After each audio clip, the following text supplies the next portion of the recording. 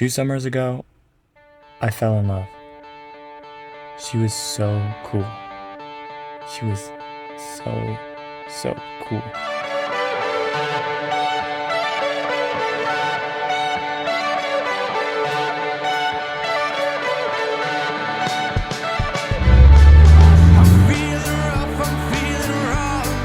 When I graduated high school, I bought my first car that was completely my own. But actually owning something means you have to take care of it. That means the scratches, the insurance, the oil changes, that's all on you. It's all your problem. But it's still one of the best things I've had.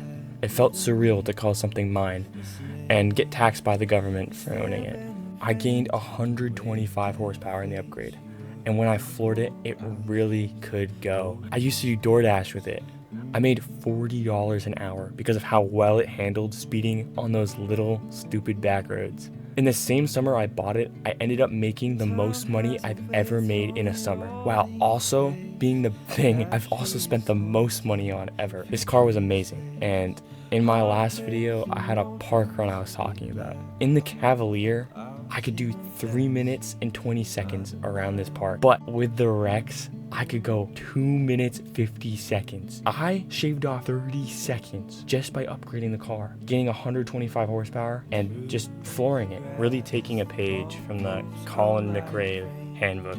One time, while doing DoorDash, I went up one of those steep hills off a flat, and it was so stupid actually. I nicked the bottom of my oil filter in a turn, and all my oil was coming out of my car. The worst experience owning a car as a car person has to be the feeling of defeat, lying under your car, on your back, the hot sun making the actual lava pool of a driveway underneath you, hands completely black, something's broken right in front of your eyes, but there's nothing you can do.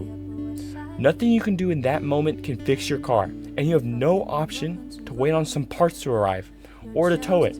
That defeat is something I will never forget the feeling. Remember to miss me, and you sold your car. Now you walk for miles, but your feet feel numb. Crosswalks in my mind are shaky, so please hold on tight. But you have to take the good with the bad.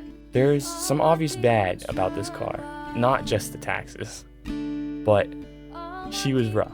She had a lot of rust for a New England car, and it was really not worth sinking more money into it, even if the car was such an ingrained piece of my character.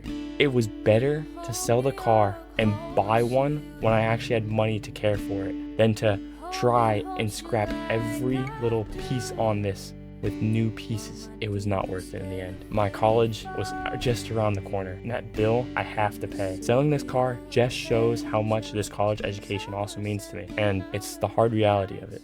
I sold my car in the final week at home last summer.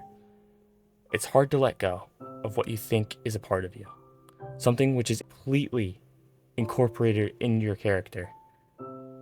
But it was for the best, and one day I will buy another one. I miss the car all the time, but I just couldn't keep up with it. No tool can stop time, not even JB Weld. Time definitely got to this car. I learned a lot from this car though. I did my own oil changes, I learned spark plugs, I did just simple maintenance, and I kept up with it. But there was an underlying problem with the car that I just couldn't solve. I couldn't fix and pass emissions. And it was actually the most heartbreaking, hope-shattering, feeling. I know what it needs to do, but I spent so much money trying to figure it out. I learned that you can let go of something that's incorporated into your character, and you can still move on from it, even if it's a disappointment. It was for the best. And one day, I'll have enough money to buy another one, and it will be everything I want it to be. I miss my Rex.